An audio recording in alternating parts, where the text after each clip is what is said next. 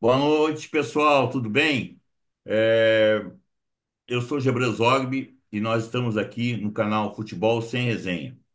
E hoje nós temos o privilégio, a grata satisfação de receber um amigo, um colega, né, onde a gente se conheceu, Márcio Chagas da Silva, árbitro de futebol, professor de educação física, pai, esposo, um cidadão exemplar.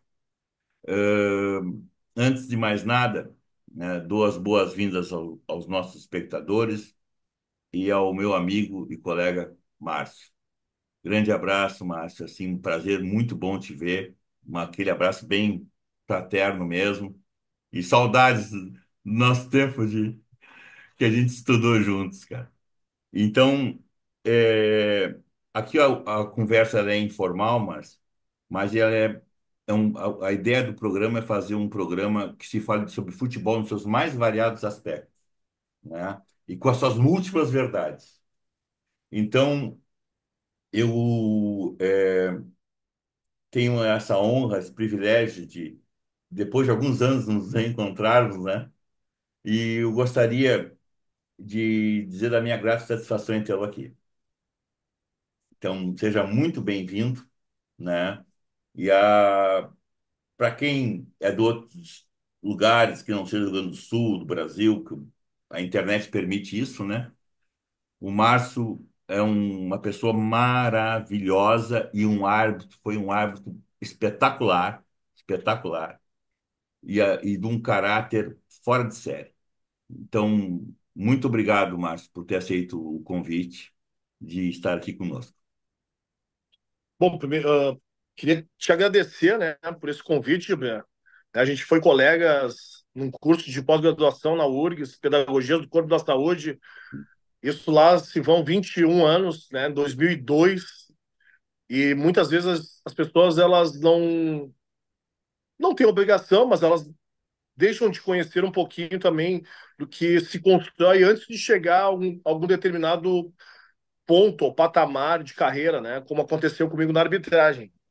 As pessoas, muitas ainda me enxergam como árbitro, eu já não apito há 10 anos profissionalmente, ainda tenho essa lembrança da minha imagem como árbitro de futebol, mas eu fico feliz também de poder contribuir de alguma maneira, trazendo para o grande público, que com certeza está nos acompanhando e está também conhecendo um pouquinho mais de mim, né, sobre essa nossa trajetória através da educação física, né, do quanto foi importante esse processo da universidade, da especialização, de trabalhar nesse meio do futebol. Eu trabalhei também no meio do basquete, trabalhei no ambiente escolar durante um bom tempo, né, do quanto isso nos formou enquanto cidadão, independente do sucesso ou não sucesso, mas daquilo que a gente acredita como um profissional de educação física na contribuição daquelas pessoas que passaram, né, pelo nosso caminho e não foram poucas, Não, né, foram muitas em todos os espaços que a gente acabou frequentando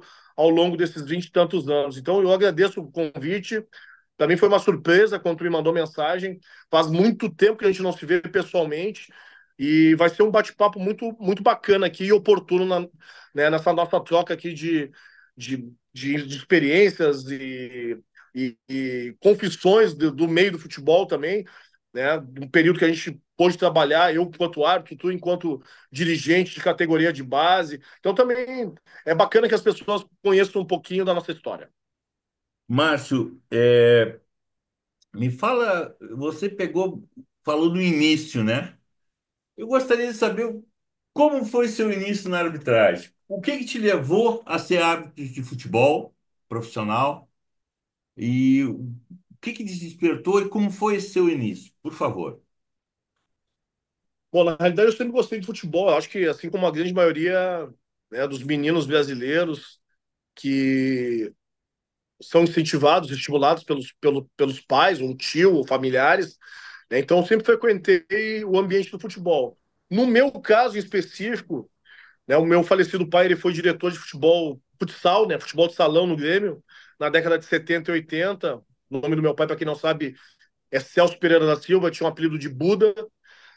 E então, desde cedo, eu frequentei esse ambiente, né, do futebol de salão, do futebol, acompanhava o meu pai, né, comecei a praticar esporte muito cedo, com 7 para 8 anos, comecei a fazer judô, com 10 anos eu joguei futsal, futebol de salão, né, futebol de salão, porque não podia gol dentro da área na E, época, no Teresópolis Tênis Clube, depois eu fui para o basquete, até que pintou, na época da faculdade, o curso de arbitragem de futebol, né? E aí, algumas pessoas falam, por que o futebol se tu já tinha experiência em outras modalidades?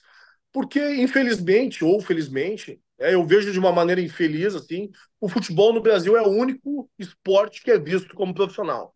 E é o único que, mesmo que a arbitragem não sendo profissional, né, como muitos gostam de dizer, dizendo que afirmam que a arbitragem é profissional, a arbitragem do futebol profissional é a que melhor paga.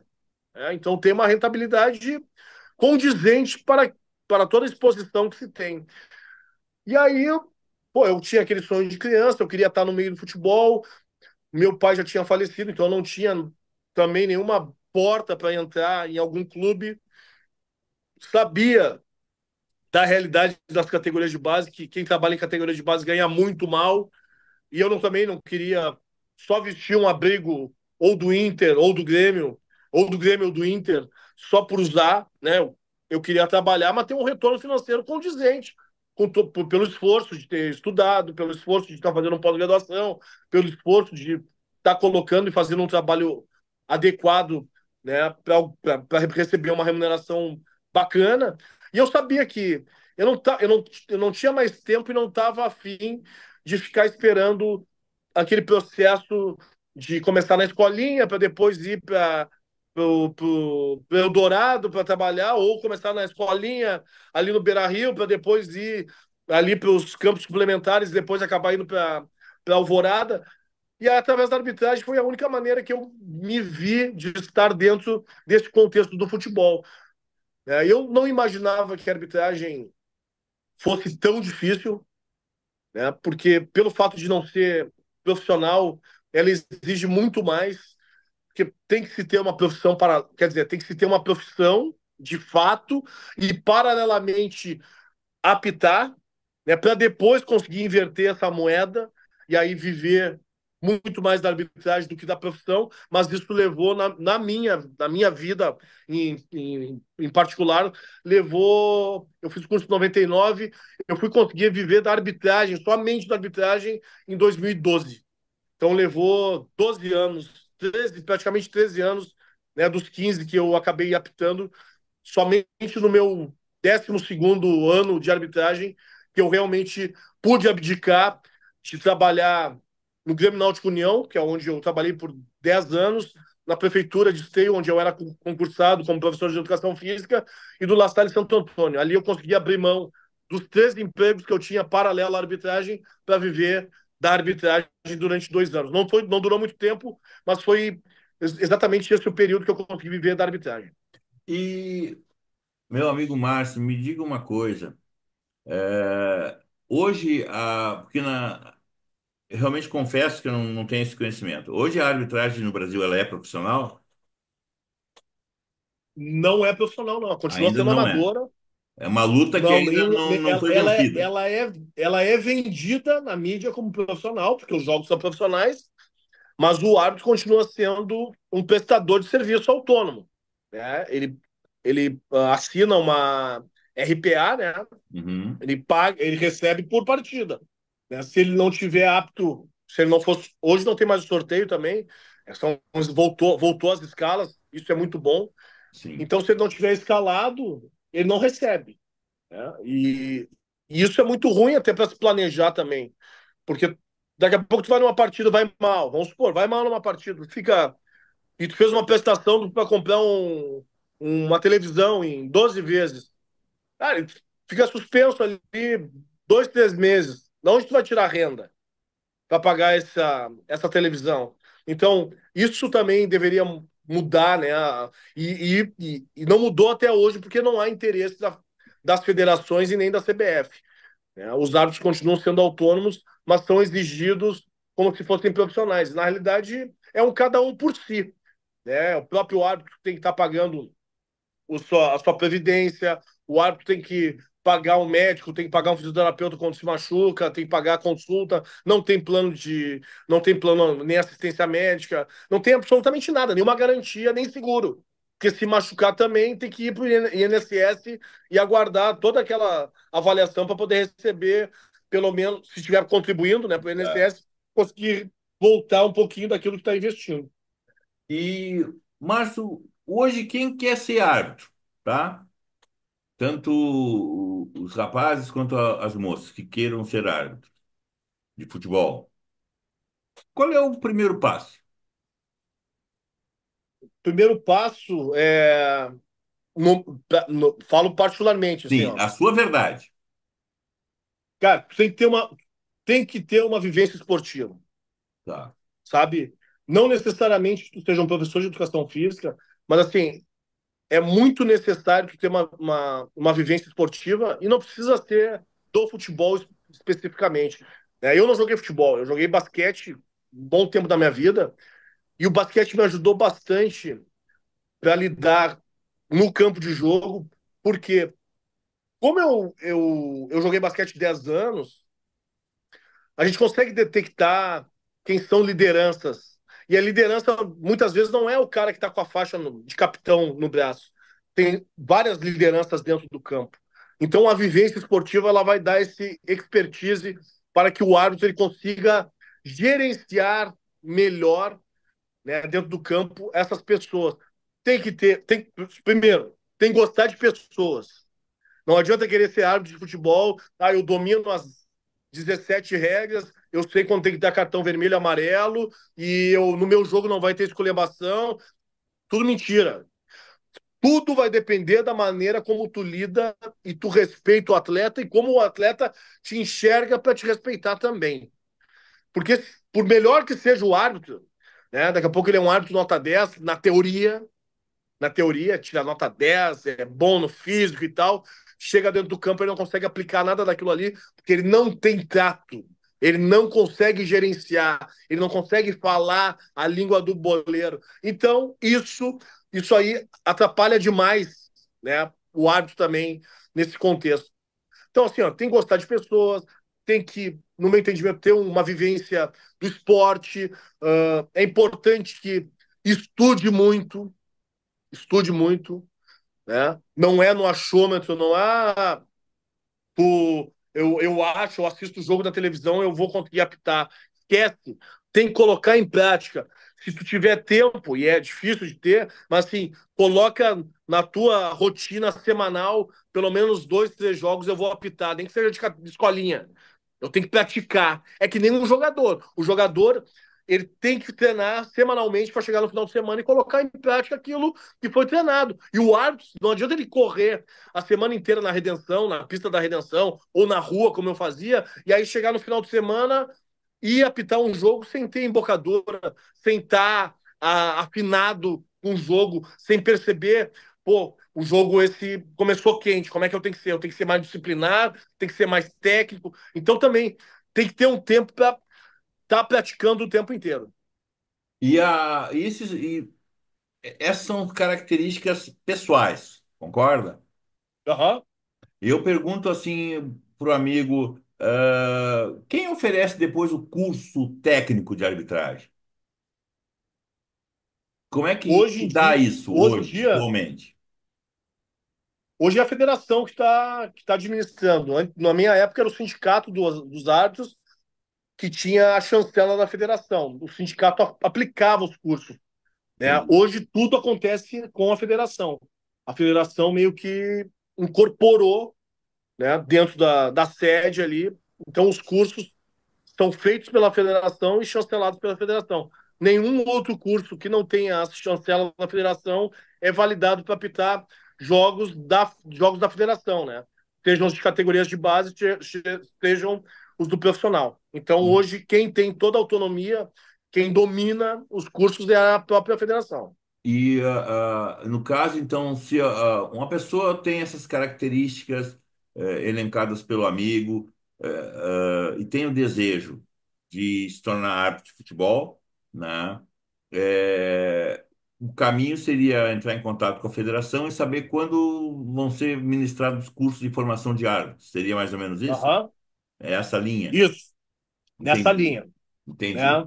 Tem entendi. que ficar atento e contactando ali com um site da federação, né? E automaticamente ligando para lá. Esse ano, se eu não tenho certeza, mas eu acho que esse ano não teve curso. Mas o Hum. ano que vem provavelmente vai ter curso. Tem uma outra coisa que é muito importante, tá? Que tem alguns pré-requisitos para fazer o curso de arbitragem.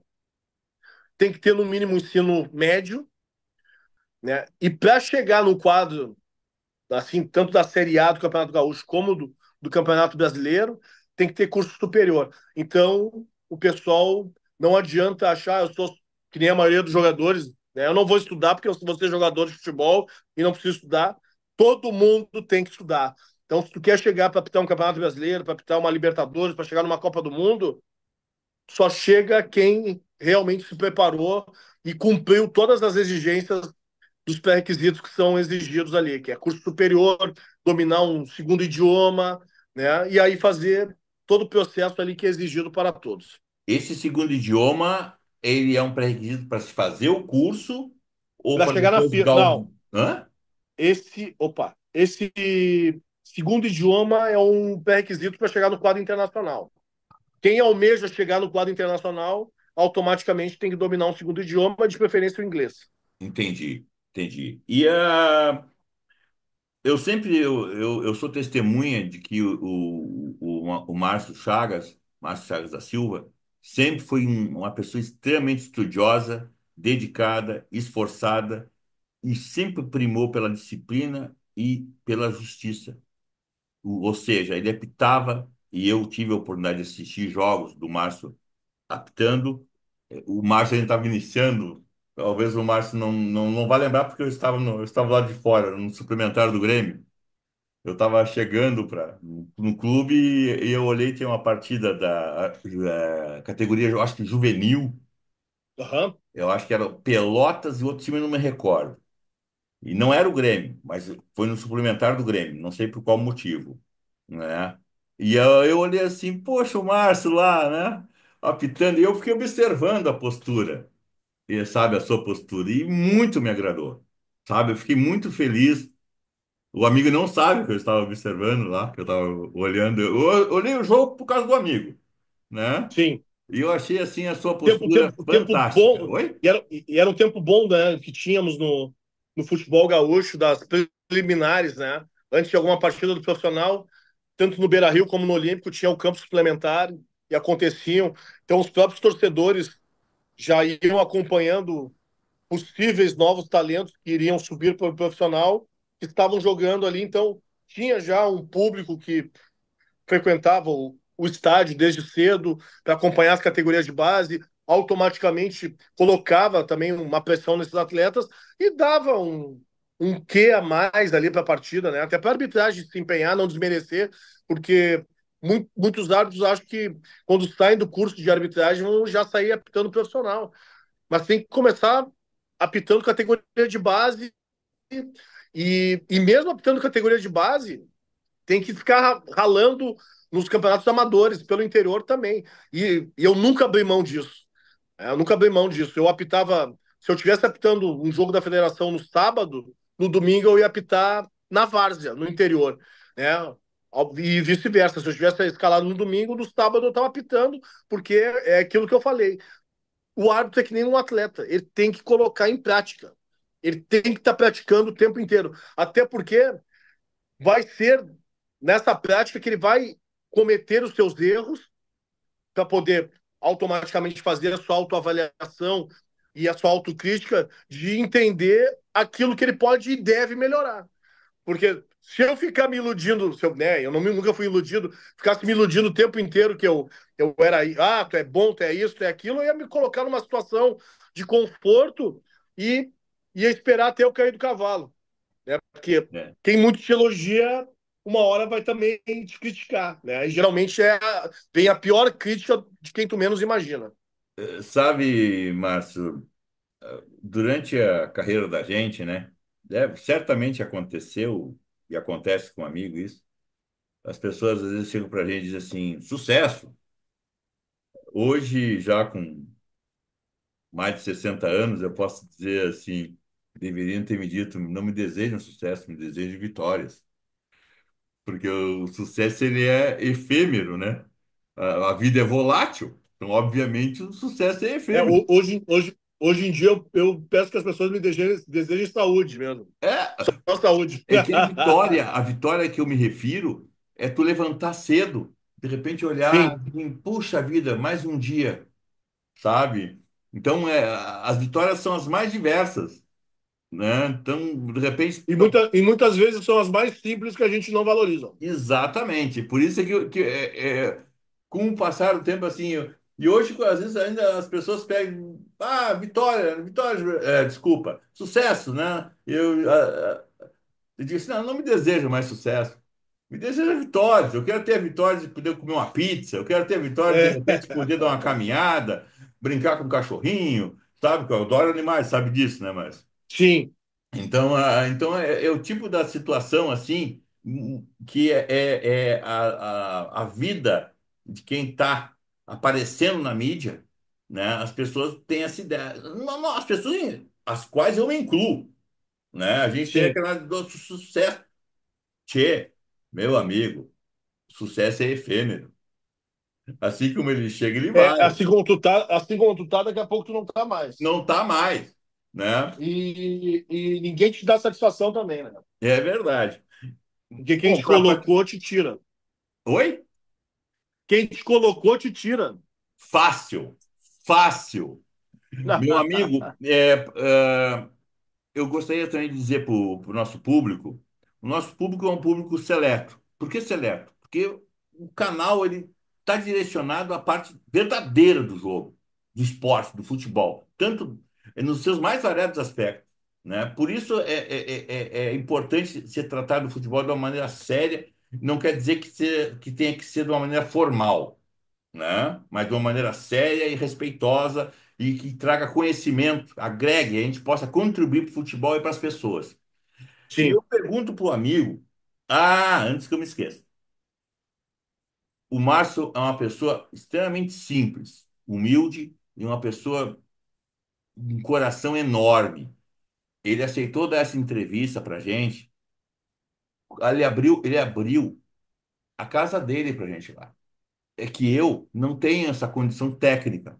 Não, o Márcio me conhece há 20 e poucos anos, mas sabe, mas quem sempre me conheceu, eu não tenho, eu sou bem franco. Quando eu erro, eu levanto a mão e digo, errei, né? Então, o Márcio abriu assim, e eu não tinha condição técnica de ir à casa dele, eu não tinha um microfone, eu não tinha uma. Eu estou tentando montar o programa, né? Então, eu tenho que ser bem transparente com o público, com o Márcio, com todas as pessoas que aqui vêm, né? Então, não vai ser depois de velho que eu vou deixar de ser, né, Márcio? Nem dá, né? Então, tem que ser assim. E as situações que a vida nos mostra, elas são extremamente importantes. O esporte é fantástico para a educação e o aprendizado da gente nisso aí também, hein? Não quer dizer que seja só o esporte, mas o esporte é importante. E poucas pessoas se dão conta do valor das pessoas que se preparam para ajudar as outras. E, só para vocês terem uma ideia, a simplicidade, o carisma, o caráter desse rapaz, né? Falo rapaz porque o Márcio é mais jovem que eu, bem mais jovem do que eu, Um né? pouquinho. Já Um tô com gordinho. 48 já, hein? 48, pois é. E o macho, quantas vezes, no mínimo, eu acho que em 2008 foi ser eleito o melhor árbitro do estado do Rio Grande do Sul, né? Foi 2008? Isso. Foi a primeira vez. Isso aí. E quais são as outras? Não, não precisa ser tão humilde assim. Vamos só. Não, eu tive, na realidade, eu participei de 10 gauchões, né? De 2004 a 2014. Eu fui eleito melhor em 5, em 2008, 11, 12, 13, 14. Fui indicado entre os melhores em 7 desses gauchões aí. Então, eu me sinto extremamente vitorioso dentro desse processo da arbitragem, né? Porque eu peguei um período onde realmente tinham três árbitros, na realidade, dois e um surgindo muito forte, né? Mas dois já consolidados, que eram o Simon Gaciba, e aí tinha o Voaden que estava surgindo. E mesmo dentro desse contexto, eu consegui me destacar junto desses caras que eram referência, né? E são até hoje, mesmo tendo parado, são referenciais até hoje. Então, para mim, foi muito satisfatório, né? E cada prêmio desse aí eu tenho um carinho muito especial, assim, porque não foi nenhum de barbada, sabe? Todo ano não desmerecia os meus colegas, respeitava todos, sabia do potencial dos mais novos que estavam surgindo também, cheio de vontade para também almejar e chegar como o melhor do campeonato, né? Que eu acho que é uma disputa sadia. Penso eu que a federação poderia valorizar mais essas premiações, inclusive com a arbitragem, como ela é amadora, mas na época da premiação poderia fazer que nem a Federação Paulista, repassar um valor financeiro, sim, para os árbitros, mas nunca aconteceu isso. Mas foram 5 vezes, 5 de 10 anos, né? E 7 vezes entre os três melhores dos 10 anos que eu pude participar. Eu já estou fora há 10 anos, desde 2014, quando eu decidi, após um caso em Bento Gonçalves, eu decidi largar a arbitragem. Mas se eu tivesse. Eu não sei se eu ia estar até hoje. Mas se eu tivesse dado continuidade, com certeza mais uns dois aí, 2 ou 3 eu teria na conta. E só para não perder o fio da meada, de uma questão que o amigo colocou anteriormente. Aqui no estado do Rio Grande do Sul, os cursos são ministrados pelo menos são organizados pela federação, né? Tem Isso, a aham. chancela da Federação Gaúcha de Futebol. Eu tenho mais alguns minutos, depois a gente vai fazer a parte 2, tá, pessoal? Mas eu quero só Tá. concluir esse raciocínio aqui. Deixa eu só fechar aqui um pouquinho. Tá, continuando. Nos outros estados, o amigo tem informação se também são as federações? Isso é uma situação do estado do Rio Grande do Sul ou ela foi nacionalizada? Não, todos os cursos, para serem validados, tem que ter a chancela das federações, nos outros estados também. Entendi. Que, o que, uh, o que acontece em outros estados são que se divide, tem o curso geral, né, que todo mundo tem que fazer, e aí, dependendo da localidade, os caras dividem por ligas. Então, tem a liga da região tal, da região sul do estado, a liga da região central do estado, a liga da região norte do estado, a liga da. Se divide até para baratear os custos e os gastos dos clubes.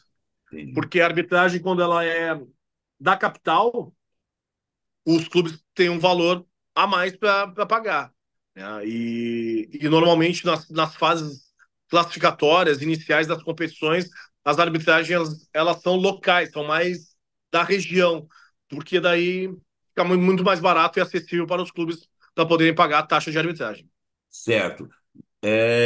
Márcio, nós vamos passar nessa primeira parte, vamos para a segunda parte da entrevista. Eu faço um novo contato com um amigo.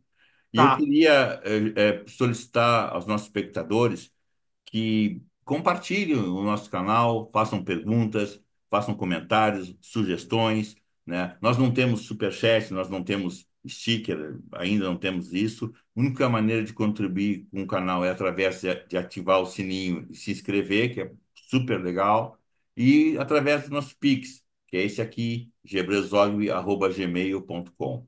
Então, nós vamos agora para a segunda parte. Nós vamos encerrar a primeira parte da entrevista com o professor Márcio Chagas da Silva, árbitro de futebol, cronista, comentarista de arbitragem, e nós vamos falar a respeito disso, né?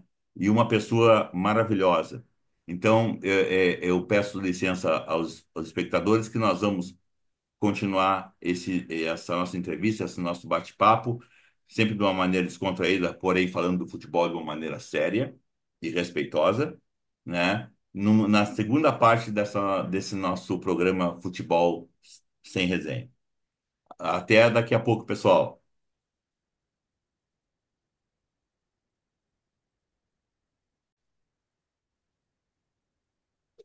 Olá, Só pessoal. Eu aceitar sou aqui. Gabriel Zogby e nós estamos aqui no canal Futebol Sem Resenha com o professor Márcio Chagas da Silva, uma pessoa maravilhosa, um árbitro do mais alto gabarito, comentarista de arbitragem, professor, palestrante e um pai de família maravilhoso e sempre muito bem quisto por todos que o conhecem, coração aberto, um coração enorme, maravilhosa, maravilhosa pessoa, maravilhoso ser humano. Márcio, nós estamos aqui na segunda parte do nosso programa e a gente vai falar especificamente, pouco, especificamente estou errado. A gente vai falar um pouco da sua experiência como comentarista de arbitragem, né? Como é que foi essa sua experiência? E eu gostaria que o amigo também tecesse é, é, um comentário a respeito do International Board. Então, para a gente poder entrar numa parte mais técnica da arbitragem do jogo em si. Então, se o amigo puder falar como é que o amigo, como é que surgiu a oportunidade de ser comentarista de arbitragem? Por gentileza, professor Márcio. Bom, 2014, que foi o último ano que eu acabei apitando, né, profissionalmente, foi um ano bem marcado na minha carreira por um episódio de racismo que aconteceu na cidade de Bento Gonçalves. A partir das minhas denúncias, dos meus posicionamentos, eu meio que fechei a porta na Federação Gaúcha de Futebol por ter denunciado o caso, algo que naquele momento o presidente da federação queria abafar a história, não queria que o caso fosse publicizado. Né? E eu dei continuidade e paguei o preço por isso, né? Por ter comprado essa briga. Nesse meio tempo, quando eu apito a final do Campeonato Gaúcho, que foi em Caxias do Sul, Grenal, e decidi encerrar a carreira, né? Porque eu sabia que ela ia ser encerrada de alguma outra forma, não ia demorar muito mais tempo, e pintou o convite da RBS TV para eu ser o comentarista da emissora, né, dos jogos da RBS TV em específico, não da Rádio Gaúcha, mas da RBS TV.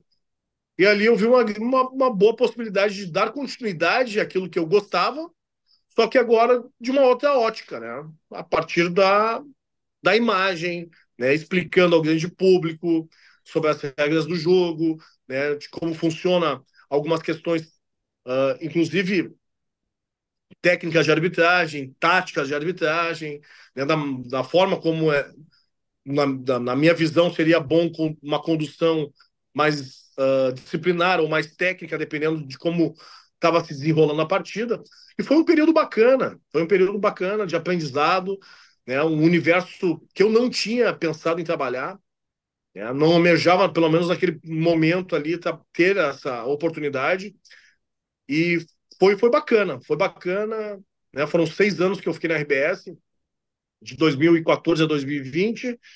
No ano de 2021, né, um ano depois de ter saído da RBS, tive novamente um convite, trabalhei no canal TNT Esportes, Uhum. também como comentarista de arbitragem, que foi uma baita de uma experiência, né, trabalhando com uns narradores e comentaristas super conceituados do centro do país, né, e para mim foi bacana também.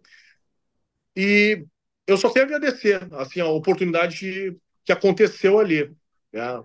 Porque foi uma visibilidade também e uma possibilidade de passar um pouco da minha experiência dos gramados através dos comentários. Uma, na Agora parte. oi? Pois não, prossiga, por Não, tu favor. tinha mencionado a questão da board, né? Da, Sim, da, sim. da board. Bom, a board ela sempre causa uma polêmica, como se vai falar, né?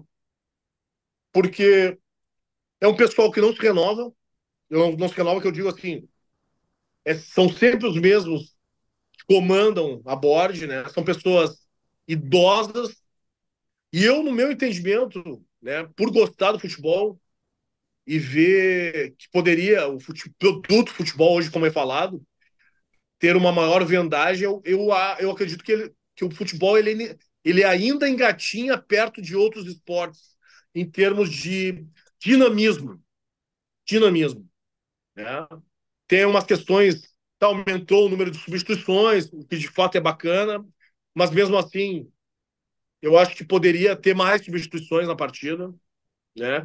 E não precisar paralisar o jogo, como acontece normalmente, que tivesse um espaço onde as substituições fossem acontecessem como ocorre no handball, inclusive, que as substituições elas pudessem, no atleta que saiu pudesse retornar novamente em outro momento. Então, assim, isso é uma opinião pessoal, né? Mas que daria um dinamismo, acho que muito maior na partida. Pô, daqui a pouco tu observa um jogador, ele não tá bem naquele momento, tira ele, senta o cara, conversa, aquece, ó, meu, vamos de novo, ó, agora entra lá.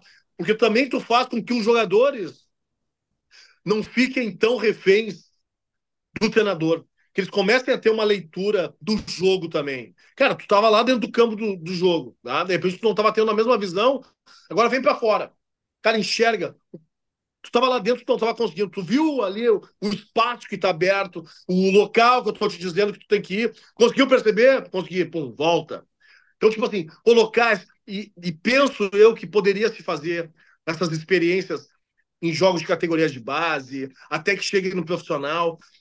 Porque o futebol ele é muito conservador, sabe? E ele engatinha. Pô, com todo respeito, pagar um ingresso de 100, R$ 150 hoje num campeonato brasileiro para assistir uma partida e sair do estádio num 0-0, cara, isso é um desrespeito com o torcedor. É um desrespeito com o torcedor. Pô, 100, 150 pila, é quase 10% do salário mínimo, sabe? Para pagar para assistir uma partida, para não ter gol.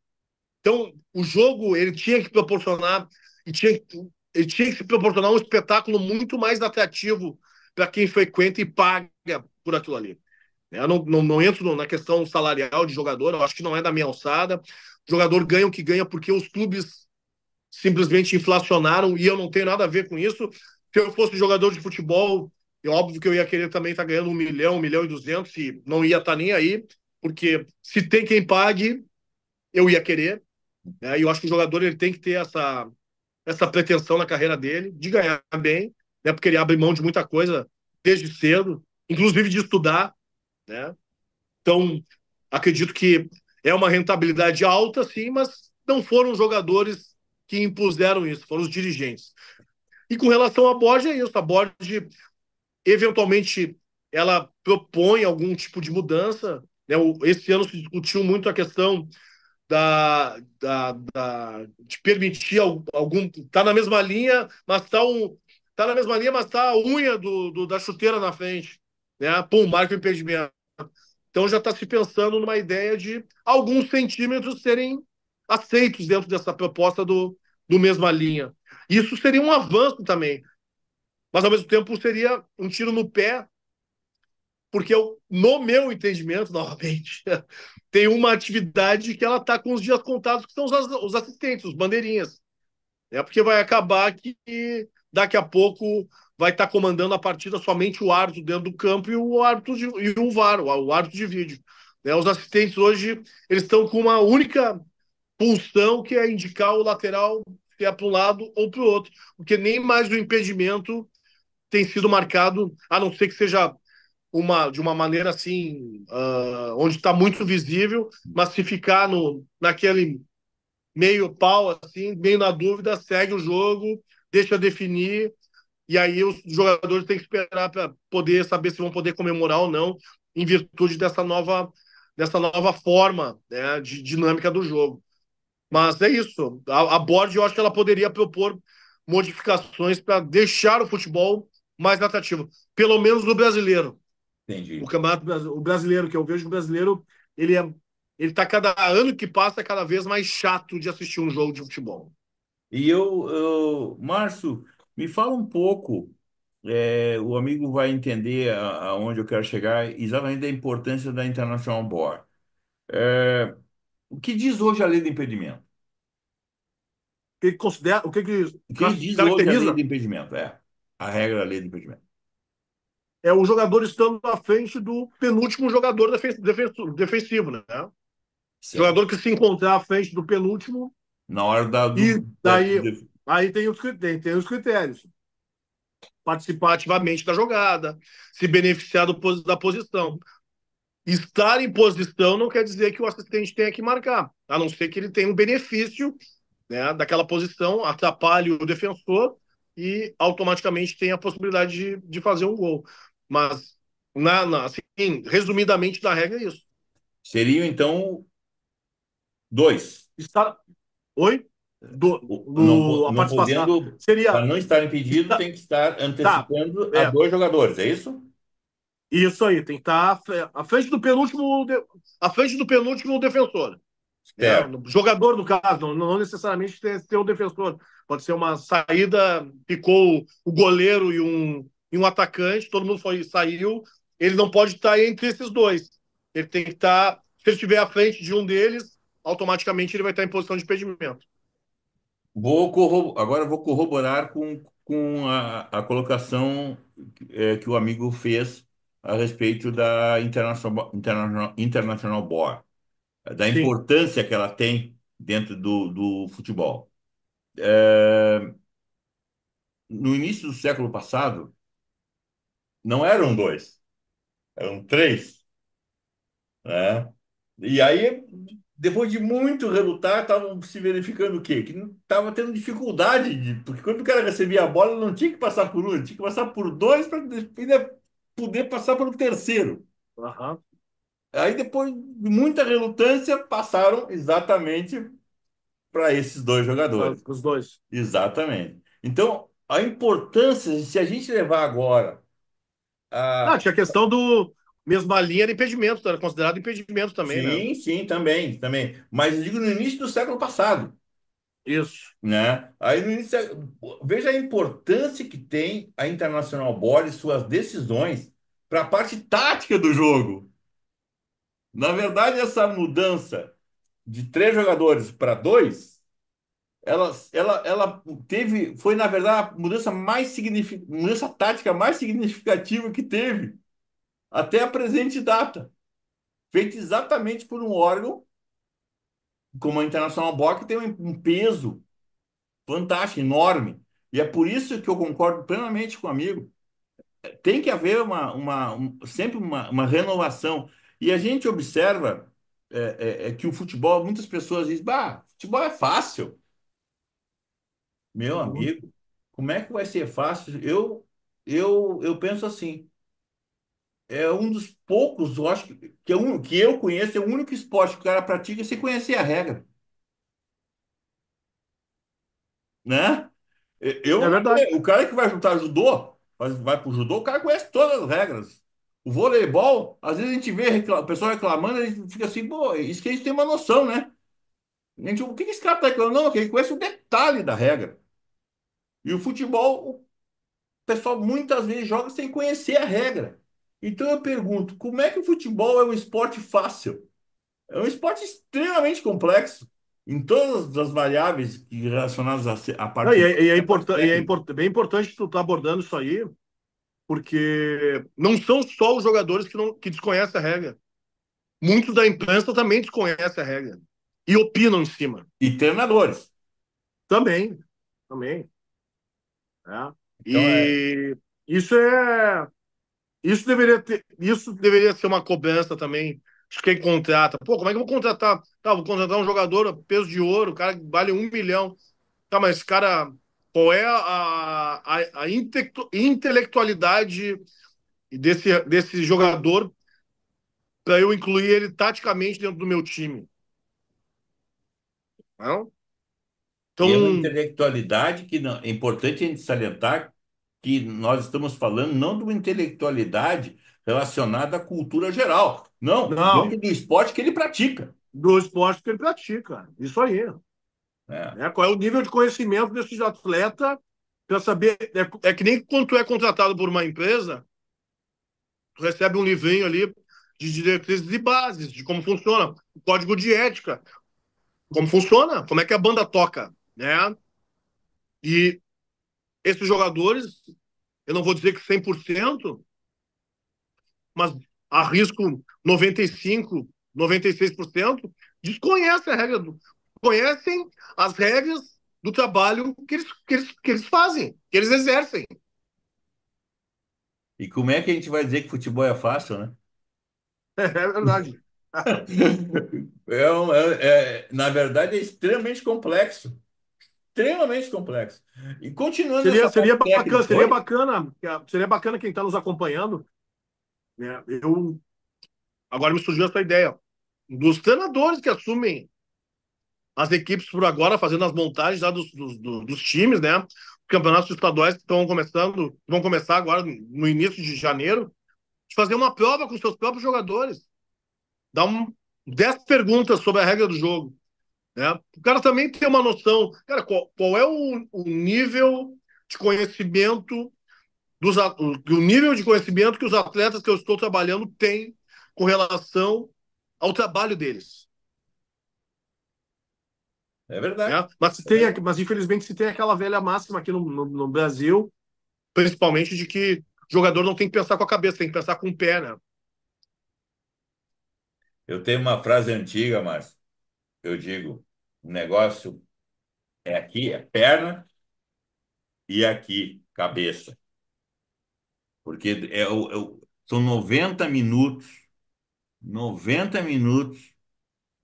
com vários ciclos durante o jogo. Porque o árbitro, essa colocação eu gostaria também de fazer para o amigo dentro dessa parte técnica. Qual é a visão que o árbitro tem, técnica e taticamente, de um jogo de futebol? É uma visão privilegiada ou não? Não é. Não é porque Não tu tá é? no mesmo plano. Não é porque tu tá no mesmo plano. Uhum. A visão no campo, ela não privilegia a arbitragem, não. Mas o bom posicionamento te auxilia a tomar as melhores decisões. Né? Mas a posição ela desfavorece, porque pô, tu tá do lado de um jogador, o cara dá um lançamento de 40, 50 metros até tu chegar bufando, cansado, para chegar e se posicionar para observar a jogada de uma posição onde tu vai conseguir tomar uma decisão. Se porventura acontecer uma infração, pô, não favorece em nada. Não favorece absolutamente nada. Então, o árbitro ele tem que se moldar ao jogo o mais rápido possível e ler, né, as características dos atletas dos atletas que vão jogar aquela partida. Hoje, com essa gama de informações que se tem através das redes sociais, né, e dos sites, o árbitro que não estudar o jogo que ele está indo, né, as características dos atletas, a maneira como o tal jogador joga, ele vai ser pego de surpresa e vai cometer um erro certo na partida. Entendi. Então, nessa linha de pensamento que é a respeito do posicionamento da arbitragem, para as pessoas que estão nos ouvindo, que estão nos vendo, os nossos espectadores, é, poderia o amigo falar a respeito da famosa diagonal da arbitragem? Que seria a famosa diagonal da arbitragem? A diagonal da arbitragem, eu também levei um tempo para aprender a ter um bom posicionamento, porque se falava muito na teoria, né? E somente na prática tu vai começar a ter o discernimento de fazer essa movimentação dentro do campo, né? De entender o melhor posicionamento normal, a melhor tomada de decisão dentro do jogo parte em virtude do melhor posicionamento que tu vai tomar na partida, né? No campo, correndo, né? E a diagonal ela se resume num trajeto onde o árbitro ele sempre vai estar com o seu assistente à sua direita, né? Na sua direita, seu ombro direito. Então ele vai estar correndo, esse assistente vai estar para o lado de lá. A mesma coisa no movimento oposto. O assistente vai estar correndo, ele vai estar do lado. Então tu vai sempre ampliando esse ângulo de visão para ter o árbitro, a jogada e o assistente. Né? Então faz esse movimento de diagonal, porque daí tu consegue ter uma melhor visualização. Mas isso é na teoria. No campo, a melhor posição, o melhor posicionamento é aquele onde tu tem a menor quantidade de erros nas tomadas de decisões. Erros vão acontecer. Então, o árbitro que tiver e minimizar os erros, principalmente os erros que podem ocasionar o resultado final da partida, esses são os que se destacam. Na minha época de árbitro, tinha um lema que era o seguinte: o árbitro bom do árbitro ruim ou mediano se diferencia na tomada de decisão na frente da área e dentro da área. Né? Uhum, Porque a falta no meio entendi. do, da falta, porque a falta no meio do campo todo mundo apita. A falta na intermediária todo mundo apita. Agora, falta próximo à área e dentro da área, que é o pênalti, aí tu vai ver quem é quem. É verdade. É mais complicado, né? É bem mais complicado. Que a E, faltinha no meio do campo, trombadinha e tal, pô, ah, essa é a barbada. Pipoqueiro lá fora do campo, lá apita, grita. Né? Agora, a decisão próxima à entrada da área e dentro da área que vai diferenciar o bom do mau árbitro. e seguindo essa linha técnica que a gente tá levando de uma maneira informal e extremamente didática para o nosso público, e é essa a ideia que a gente tem, né? É, é, eu gostaria que o amigo falasse a respeito da súmula do jogo, porque existia um tempo que a súmula tinha um período. Acabava o jogo, Sim. tinha 2 horas, eu não sei se eram 2 horas ou uma Não, hora. tinha um tempinho maior, né? É. E Hoje, agora, hoje, hoje com essa como é que se. informatização, ela é Hã? automática ali. Acabou o jogo, já faz o vestiário e já encaminha. Ah, já está Bom, assim. já tá sim. Já faz um bom tempo. Eu não sabia disso aí. Porque os jogos de profissional normalmente já levam, a arbitragem já leva o laptop pro vestiário e já termina a partida, já coloca tudo que aconteceu, o preenchimento ali, e já manda, já entra automático no site, né? Ah, Sai o então resultado dos cartões.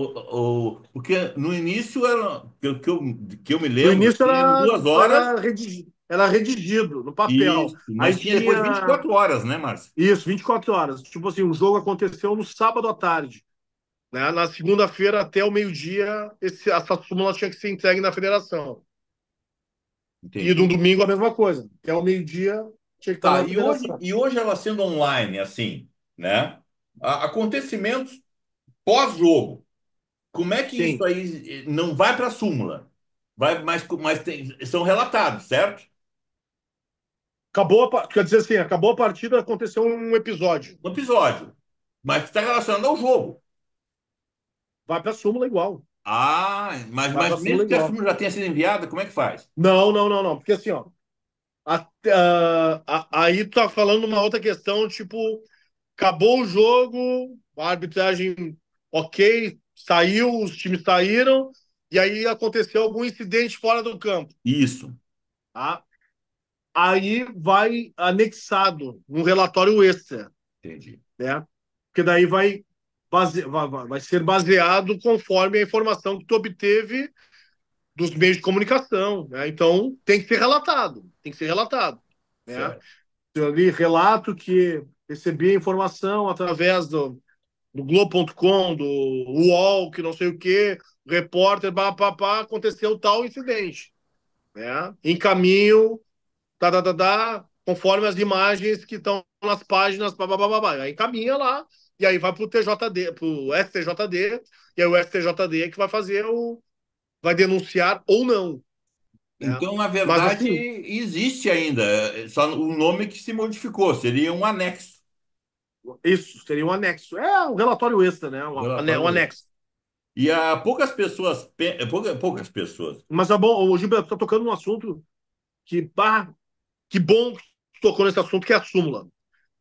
Para quem está nos acompanhando e pretende um dia fazer um curso de arbitragem, a súmula é o documento mais importante da partida. Mais importante.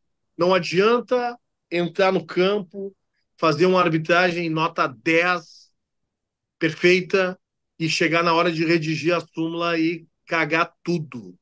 Né? Porque a súmula ela é nada mais, nada menos do que um resumo de toda a partida. Se houve atraso para começar o jogo, quem tomou cartão amarelo, quem tomou cartão vermelho, se porventura percebeu algum cântico machista, racista, homofóbico das arquibancadas, tudo tem que ser relatado em súmula. Ele é um documento que é muito importante.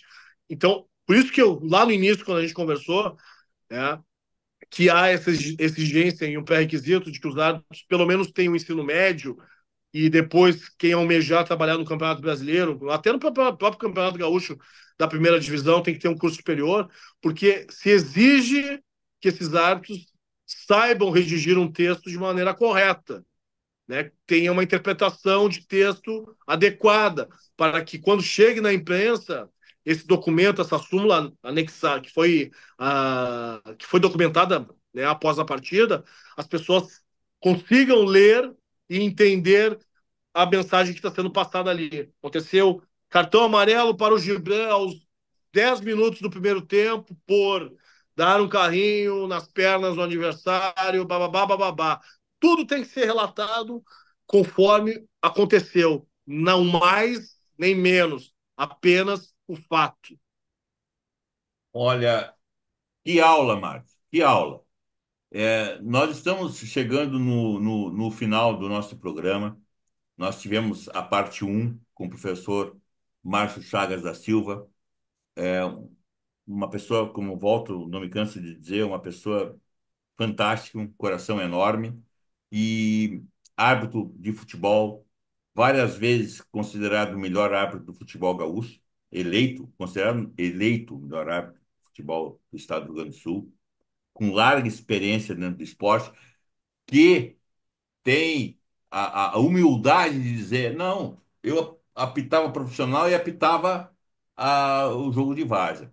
Nós temos ainda uns 3 minutos e eu gostaria que o professor tecesse os seus comentários de maneira livre, franca, aberta, porque aqui no Futebol Sem Resenha a gente tem cada dia uma verdade. E essa verdade a gente tem que ouvir, tem que respeitar e tem que aprender. Professor, sinta-se à vontade. Os meus, já antecipadamente, os meus agradecimentos sinceros por ter aceito esse convite aqui no nosso trabalho no Futebol Sem Resenha. A palavra é do senhor, professor. Bom, Juliano, na realidade eu queria te agradecer por essa oportunidade, né, de estarmos conversando, trocando experiências, né, nesse mundo futebolístico. É bacana que tenham esses canais, porque muitas vezes se as pessoas buscam as informações somente com influencers, né, que são pessoas midiáticas, e deixam de buscar o conhecimento com pessoas que já vivenciaram e conhecem realmente como funciona a dinâmica e os bastidores do futebol, que não é fácil, que não é fácil. Eu acompanhei esse outro dia uma entrevista tua com esse técnico, não, vai técnico até hoje, né? Paulo Porto, um cara que eu tenho maior admiração, carinho, assim, foi um cara sempre super correto. Me lembro dele em várias passagens de vários clubes, onde ele tinha um preparador físico também, o Marcelo Sté, que acompanhava, eles fizeram belíssimos trabalhos aí pelo interior, assim como outros tantos Pessoa séria, treinadores. né, Márcio? Pessoa Sério, séria, né? sério, cara sério. Então, Competente. Leandro Machado é um outro cara que eu também tinha maior admiração, cara que fazia um trabalho aí pelo interior sensacional. Né? O Bebeto, eu não sei se é vivo ainda também, era um cara do extremo sul, né? Morava em Pelotas também, um cara bacana. Vários caras, né? O Bagé, que fez um trabalho bacana na época do Glória de Vacaria. Caras que, não, no meu entendimento, não têm o reconhecimento necessário, né? Poderiam ter um reconhecimento muito maior, mas já estão fora assim do circuito, né? E hoje com essas questões de influencers e redes sociais meio que ficaram para trás, mas eu acho que são bons caras, inclusive para contribuir com o teu canal, né? Que eu te parabenizo pela iniciativa. Eu espero que tenha um crescimento e tu possa trazer várias histórias e contribuições para as pessoas que são amantes do futebol e gostam do futebol. E eu me sinto lisonjeado de estar participando contigo aqui, né? Então, só tenho a te agradecer. As pessoas que quiserem me seguir, meu Instagram é @_ Márcio Chagas. Pode me mandar mensagem lá no direct, pode perguntar coisas com relação à arbitragem. Pode repetir, professor. É @_ o Márcio Chagas. Esse é o meu Instagram. E o meu Facebook é Márcio Chagas. Também pode me mandar mensagem por lá. Se tiver alguma dúvida, quiser saber um pouquinho mais de como funciona os bastidores, essas questões da arbitragem, alguma questão sobre comentário também, que é um outro campo que está aberto e as pessoas às vezes têm a curiosidade de perguntar ou até se aprofundar para trabalhar nesse meio do futebol, né? Fazendo comentário pós-partida. Então, fiquem à vontade e quero te desejar aí um excelente final de ano, um bom Natal, um bom ano novo, que 2025 tu tenhas muita saúde, não só sucesso, mas vitórias, conquistas, que eu acho que é o que nos movimenta para que a gente, né, dê continuidade e tenha, né, sempre o sonho para movimentar a nossa vida. Professor Márcio Chagas da Silva, um nosso muito obrigado, sabe? E foi um privilégio escutar o amigo, ver o amigo, saber que o amigo está bem e parabenizá-lo pela sua belíssima história de profissional e de ser humano. Meus parabéns, o nosso muito obrigado. Pessoal, Valeu, Gilberto. esta foi a nossa verdade de hoje, aqui no canal, que trata o futebol com seriedade e conhecimento. E esta é a verdade de hoje, com o professor Márcio Chagas da Silva, uma grande pessoa, um grande ser humano e um árbitro de futebol e comentarista maravilhoso. E quem quiser palestras, professor Márcio Chagas, positivo, gente. Professor, um beijo no coração seu, da sua Outro. família, de todos que lhes são queridos. Muito obrigado. Tchau, pessoal! Tchau, tchau.